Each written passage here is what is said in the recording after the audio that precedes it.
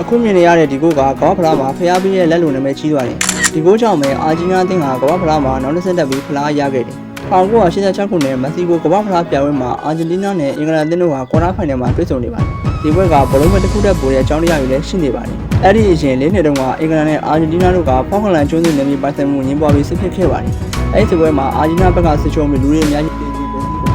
ဒါကြောင့်အာဂျင်တီးနားသားတွေအတွက်ဒီပွဲကဘလုံးမဲ့တစ်ခုဆိုတာထက်ကိုပုံနေခဲ့တယ်ပွဲကစားချိန်52မိနစ်အထိကိုမရှိသေးရကြနေပြီးပွဲကလည်းတဖြည်းဖြည်းပြင်းထန်လာပြီပွဲချိန်54မိနစ်မှာအာဂျင်တီးနားအသင်းကမာရာဒိုနာကအင်္ဂလန်ခန့်တဲ့သမားတွေကိုကြော်ဖြတ်ပြီးလက်စစ်ဆင်ခဲ့ရမှာအင်္ဂလန်ခန့်တဲ့မှုစတီဂျော့ကဘောလုံးကိုရှင်းထုတ်ဖို့ကြိုးစားခဲ့ပေမဲ့ဘောလုံးကဂိုးအေရီယာတွင်မြောက်တက်သွားခဲ့ပါတယ်အဲ့ဒီချိန်မှာမာရာဒိုနာကပြေးထွက်သွားပြီးလက်နဲ့ပုတ်ကဂိုးကိုသွင်းယူလိုက်ပါတယ်အင်္ဂလန်ကစားသမားတွေကဘလောက်ပဲကန့်ကွက်ခဲ့ကြပေမဲ့အဲ့ဒီချိန်တုန်းကဘရီယာဆိုတဲ့နည်းပညာမရှိသေးတဲ့ကြောင့်ဂိုးပြတ်သတ်မှတ်တာခံခဲ့ရပါတယ်ပွဲပြီးမှာတော့မာရာဒိုနာကတာခါဖျားပေးရဲ့လက်လုံးနောက်ပြောင်ပြဆွသွားခဲ့ပါသေးတယ်ပွဲပြီးတော့အာဂျင်တီးနားကအင်္ဂလန်ကို2ဂိုးနဲ့နိုင်ရပြီးဆီမီဖိုင်နယ်ကိုတက်ရောက်သွားတယ်လို့အဲ့ဒီနှစ်ကမ္ဘာ့ဖလားရဲ့ချန်ပီယံမှာဖြစ်ခဲ့ပါတယ်မင်္ဂလာပါကျွန်တော်ကတော့အစီအစဉ်တက်ဆက်သူမြဲမှာ